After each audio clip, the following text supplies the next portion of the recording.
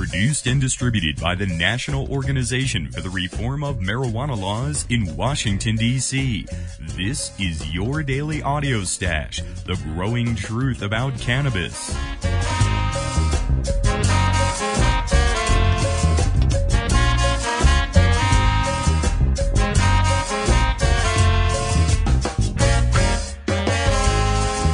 Daily Audio Stash is where responsible marijuana smokers listen in on the latest news about cannabis, hear the voices of the marijuana law reform movement in special segments and interviews, and kick back with comedy and music no other podcast can offer. It's NORML's Daily Audio Stash. More information at normalaudiostash.com.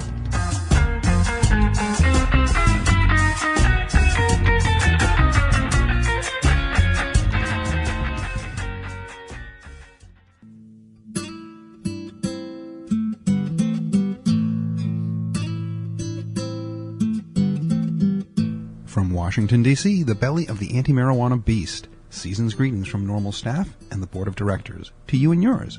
This is Alan St. Pierre, Executive Director of NORML and the NORML Foundation. And I sincerely hope your holidays are both safe and hemp-filled.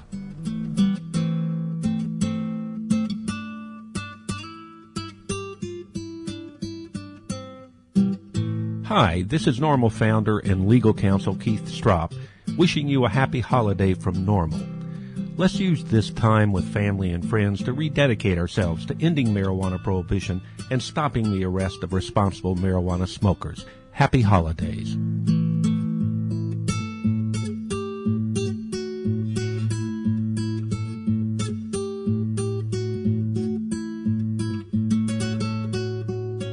Welcome back to the Audio Stash today. I'm your host, Chris Goldstein. Hope everyone had a wonderful, normal, green holiday yesterday.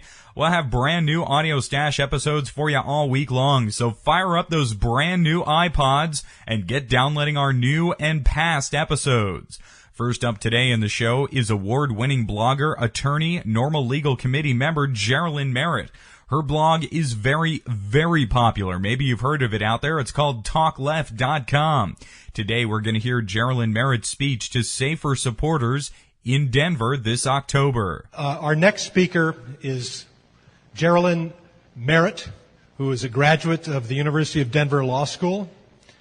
She's also taught at the law school. She's a member of NORML's legal committee and a terrific blogger, Talk Left, yes. And she's also a legal analyst with Court TV, MSNBC, Fox, and half a dozen others. Hi, everyone. Well, I was invited here to talk to you about the legal implications of Amendment 44. And so I come at it at a little different place. I've been a criminal defense lawyer for 32 years. The majority of my cases are drug cases that I defend. Most of them are in federal court, but I still do some in state court. And occasionally, I'll get someone who is charged with possession of under 1 ounce of marijuana, which is a petty offense. Now, why would somebody come to me to defend them for something that is a $100 fine?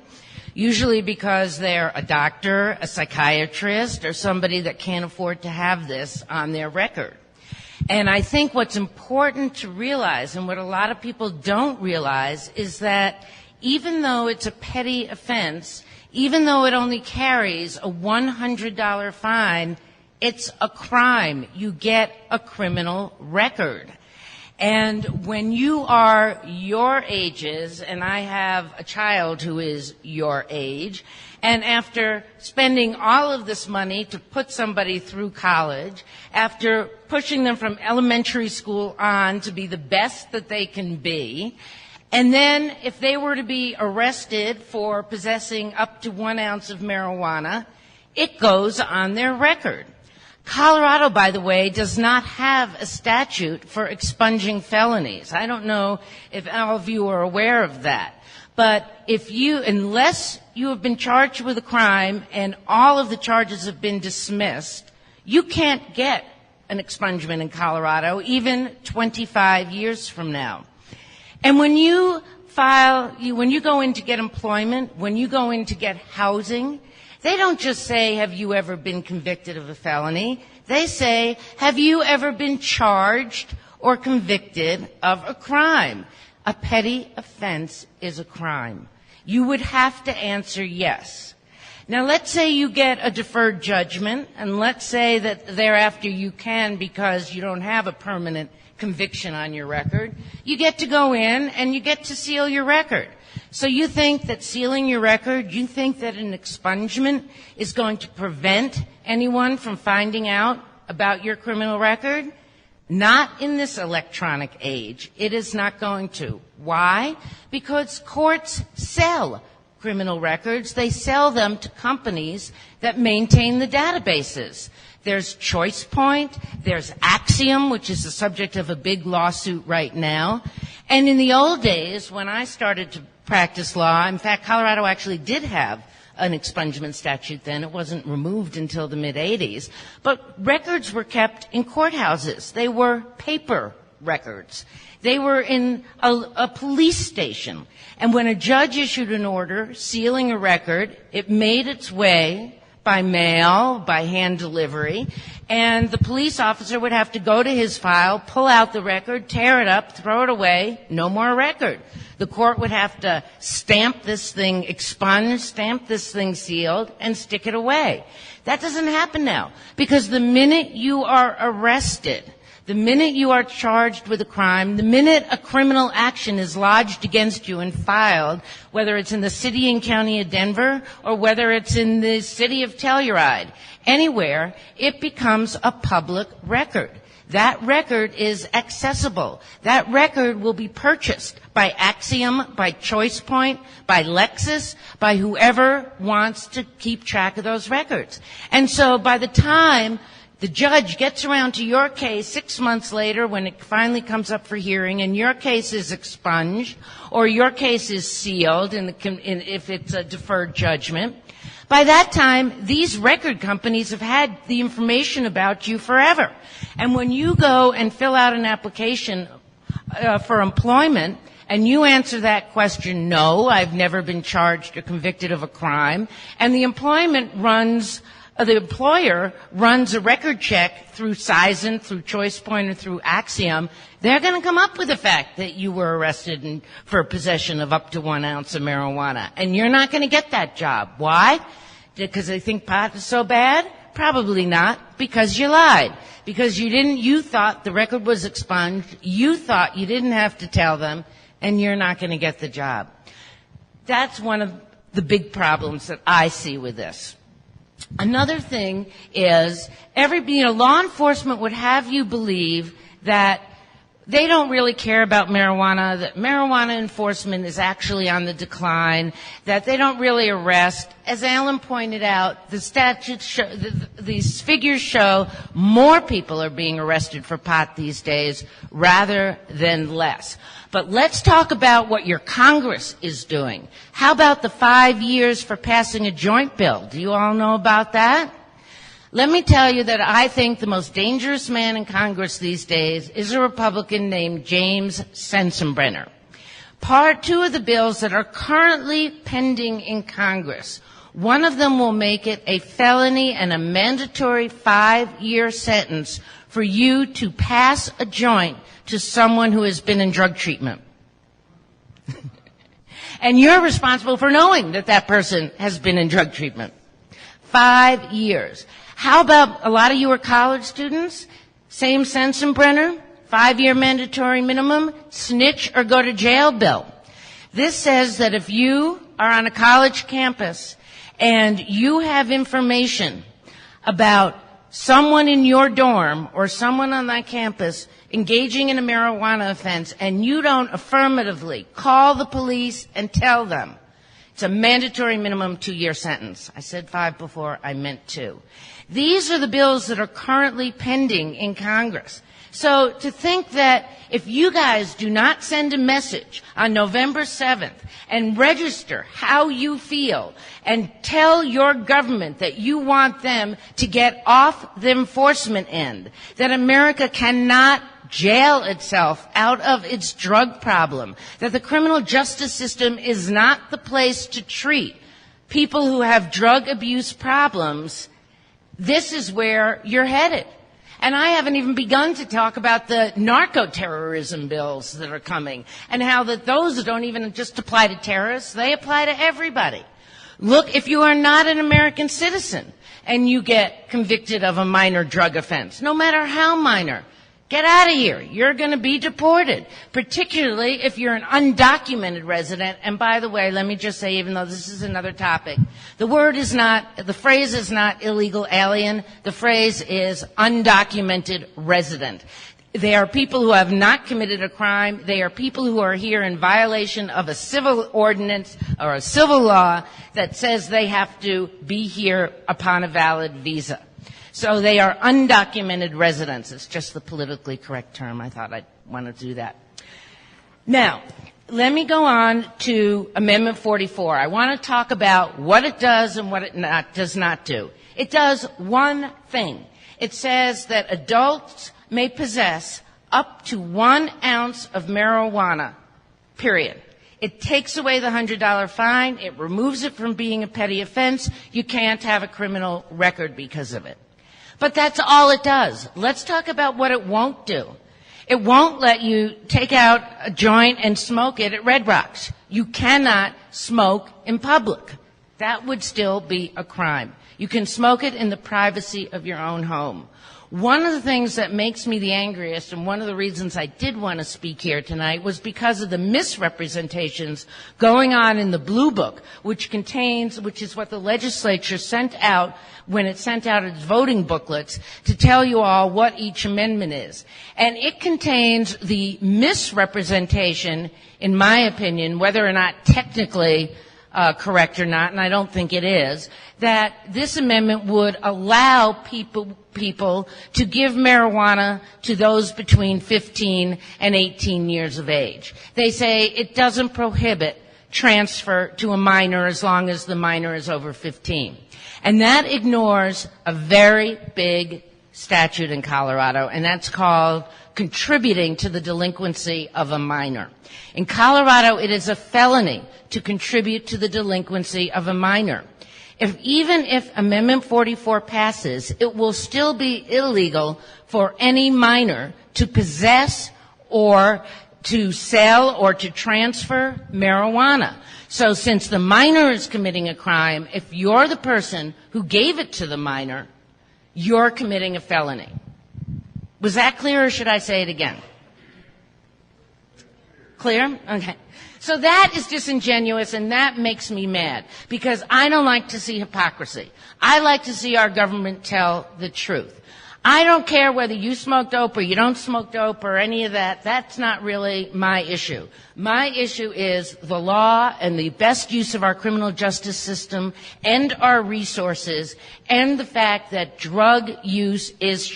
personal drug use should not be a crime. Keep your laws off my body, so to speak. I mean, people should do what they want to be able to do. We have a chance, driving while stoned, I can't think of a better way to say it, is still going to be illegal. And they are developing new ways every day to try and test to see whether or not, once you're stopped, whether or not you have marijuana in your system. Marijuana stays in your system for 28 days. So how do they show whether you were driving under the influence at that time, or maybe you took it 2 weeks ago?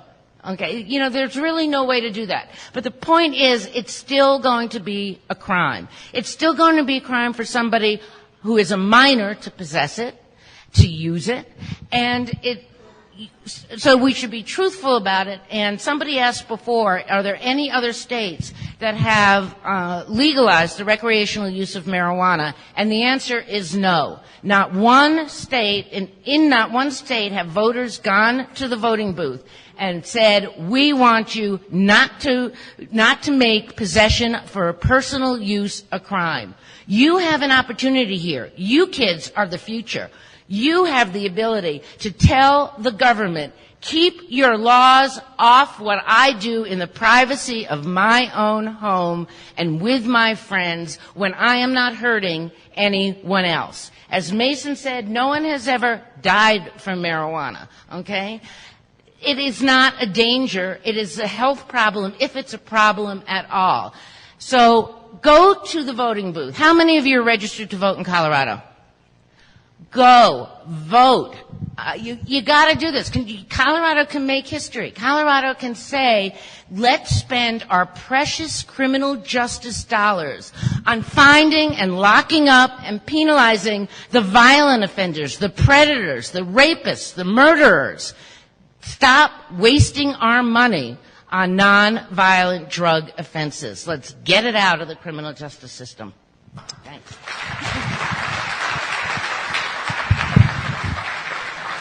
That was attorney Geraldine Merritt speaking to Safer supporters in October in Denver. You can check out her blog at talkleft.com. We have links to it at normalaudiostash.com. Later this week, we'll hear from former Seattle Police Chief Norm Stamper and NORML board member and former Washington State Senator George Rawbacher, all from their speeches to Safer in Denver this October. Today on our post-holiday program, we've got a very cool mix of music and comedy found up at the Independent Online Distribution Alliance and podshow.com. We'll start off our music set with this fine little tune from a group called the Alice Project, and it goes along with that Safer core message. This track is called I Drank Too Much at the Office Christmas Party. Remember, folks, there is a safer and greener alternative to alcohol out there this holiday season. I drank too much at my office Christmas party. I called my boss a flaming piece of snot, a defamation charge is what I got. What she got? I drank too much at the office Christmas party. I told my clients I've had expense reports. She fixed reports. Then I was ordered to appear in court. What was I thinking when I had 5 cups of eggnog, 4 lemon jello shots, 3 kamikazes, 2 jugs of wine, and a drink I fell lying around? I drank too much at the office Christmas party. Told the CEO's wife she looks like a Burmese yak.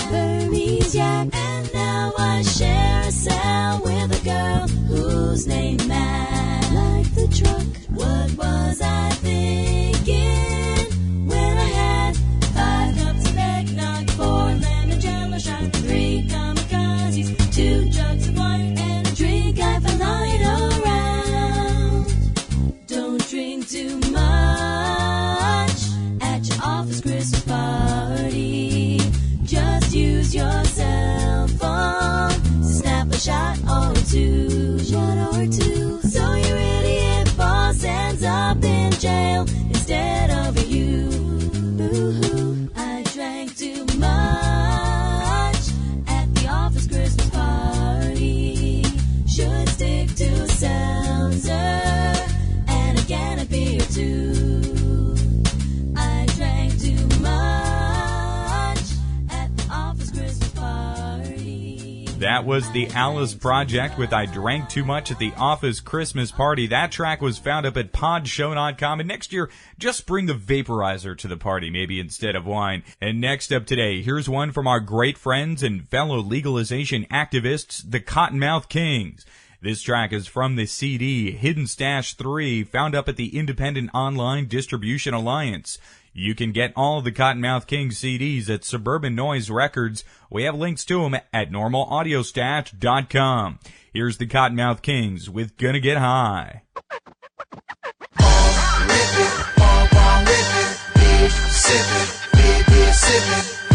Trippin', my head's trippin', gon' get Cottonmouth, gon' get high, rip it,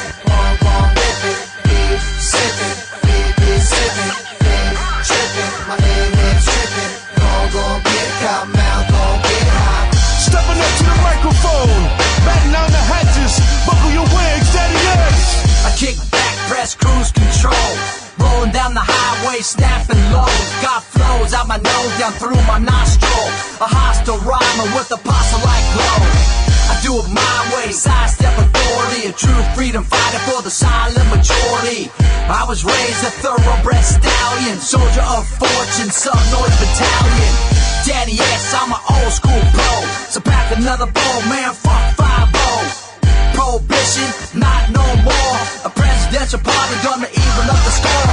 Cottonmouth Kings bring a lifetime dynasty of cannabis and inhaling, living life wildly, red-eyed and smiley, like the life of Riley. A decade later, and we still feeling irate. Rip it,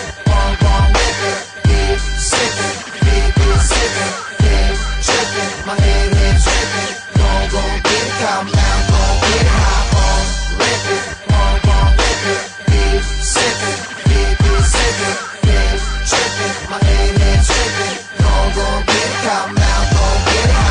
California earthquake, Johnny Richter, bless the stage, get it on. Yeah, that's right, Richter's back on the scene with a keg of Newcastle and a 5-pack of green. Bone, rip it, and big sippin'. Now my head starts tripping off some mushroom tea.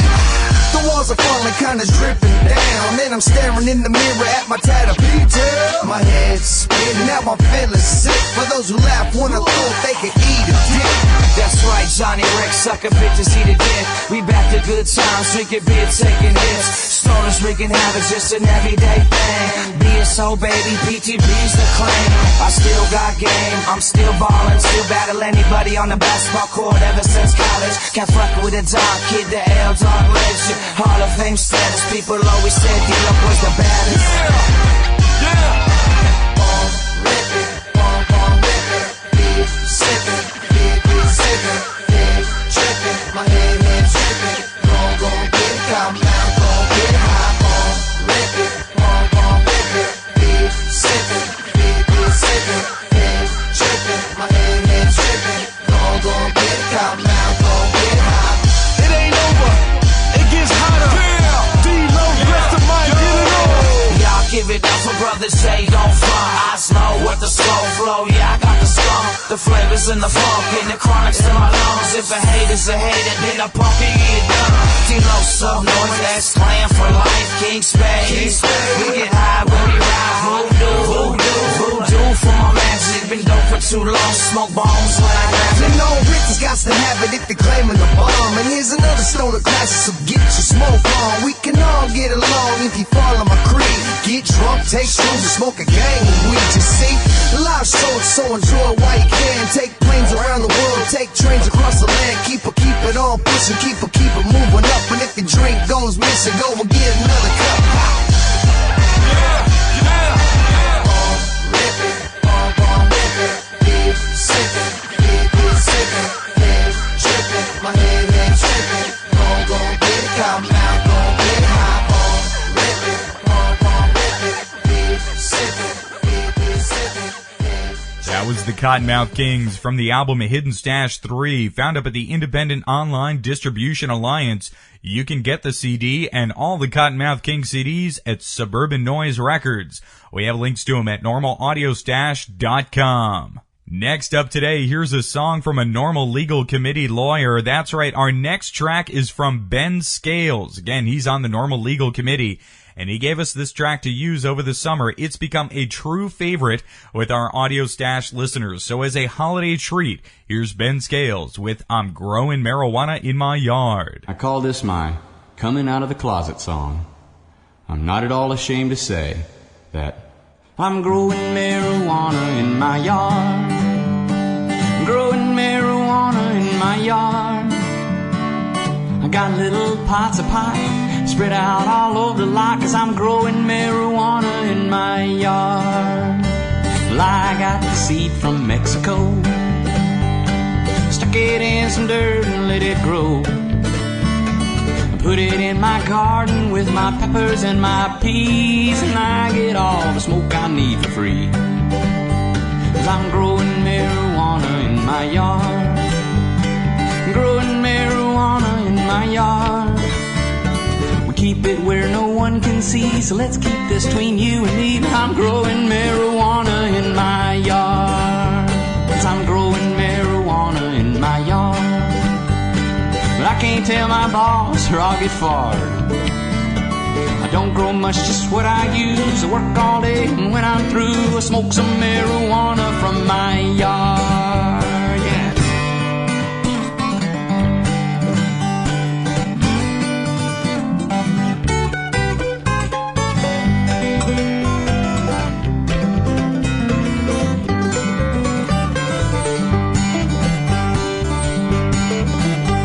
Now the policeman, he wants to talk to me.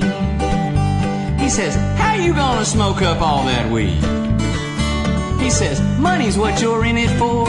Don't you know we're in a war? Now I'm gonna haul your ass downtown with me. I said, hey man, what is it to you? How do I infringe on what you do? Well, I beg your pardon if you're offended by my garden, but I just can't grow Prozac in my yard. So I grow my own medicine in my yard. I give some to my neighbor for his heart. I share it with my grandma, who keeps it from her son, 'cause we all know that stuff's against the law. Well, now there's nothing growing in my yard, 'cause the cops took all my land, both my cars. Now I have to buy my pot from a teenager in a parking lot who's growing marijuana in his yard. Oh, anyone can grow it in their yard. Hey, I can show you how, it ain't hard. Never mind the president, let's overgrow the government and all grow marijuana in our yard. Let's grow some marijuana.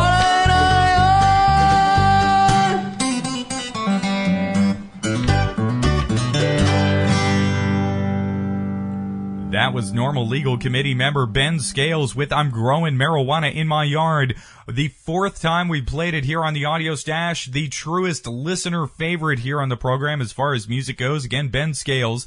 We have links to him at normalaudiostash.com. You're probably familiar with the old saying, if you're not part of the solution, you're likely part of the problem.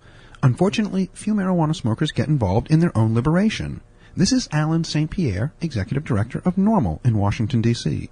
If you're not a member of a local NORML chapter, make your New Year's resolution to join your local affiliate. If no local NORML chapter exists close enough to you, establish one. You can find out more at chapters@norml.org. Hey, how's it going? My name's Will. I don't work at a used record store. I don't own an iguana, although I'm sure they make great pets. I don't have dreadlocks or play the acoustic guitar. I can remember quite well, thank you, and no, I don't constantly have the munchies. When 420 comes around, I've still got 40 minutes of work left. I've never hit a girl on a bike with my car or shot my friend with a shotgun. I've never had to apologize for letting a girl I was watching drown in a pool while I was getting high because, duh, I wouldn't be getting high if I was around children. I'm a regular guy who works regular jobs, just like the majority of all Americans who use marijuana occasionally and responsibly. My name is Will, and I'm normal.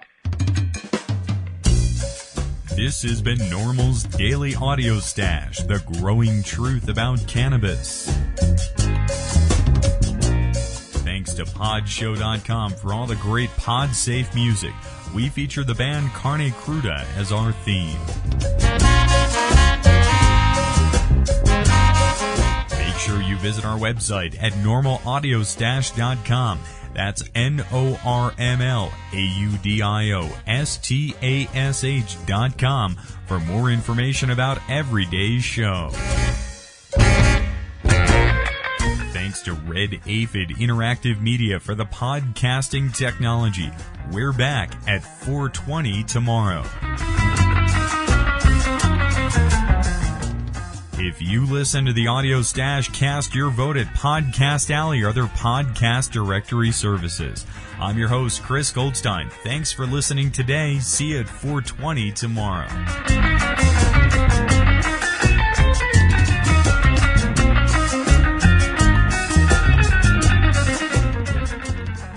The podcasting technology of NORML is made possible by Red Aphid Interactive Media. More information at redaphid.com.